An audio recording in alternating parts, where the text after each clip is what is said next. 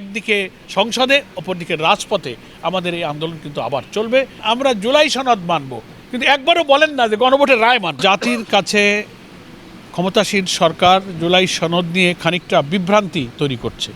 আপনি এটাকে দ্বিচারিতাও বলতে পারেন, কিছুটা প্রতারণাও বলতে পারেন। উনি পার্লামেন্টে দাঁড়িয়ে বলেছেন যে 13ই নভেম্বর 2025-এ জুলাই সনদ বাস্তবায়ন আদেশ, রাষ্ট্রপতির যে আদেশ জারি করেছিলেন এবং সেই আদেশে সংবিধান সংস্কার পরিষদ শপথ নেওয়া এবং সংবিধান সংস্কারের যে প্রস্তাবনা ওই প্রেসিডেন্সিয়াল অর্ডারে আছে, সেটাকে স্বরাষ্ট্রমন্ত্রী পার্লামেন্টে দাঁড়িয়ে বলেছেন যে এটা হচ্ছে অন্তহীন একটা প্রতারণা।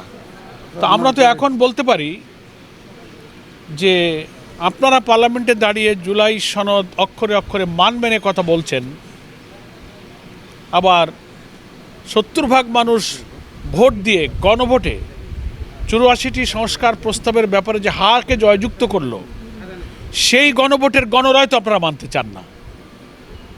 তো মাননীয় প্রধানমন্ত্রীও নিশ্চয়ই হাতে ভোট দিয়েছেন, স্বরাষ্ট্রমন্ত্রীও দিয়েছেন, আইনমন্ত্রীও দিয়েছেন।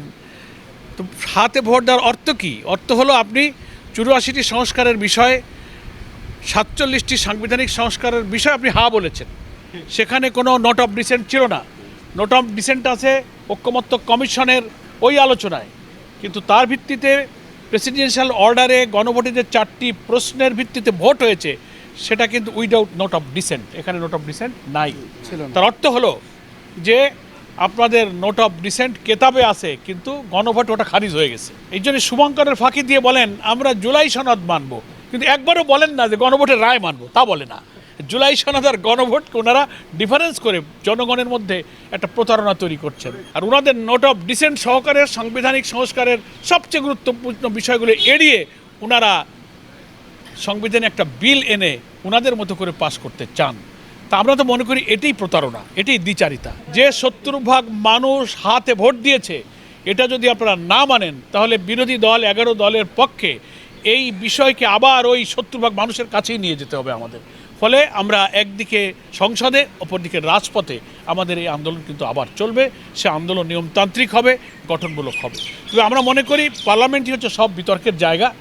এই আন্দোলন, এই বিতর্ক রাজপথে ঠেলে না দিয়ে এটা সংসদে সরকার নিষ্পত্তি করা উচিত।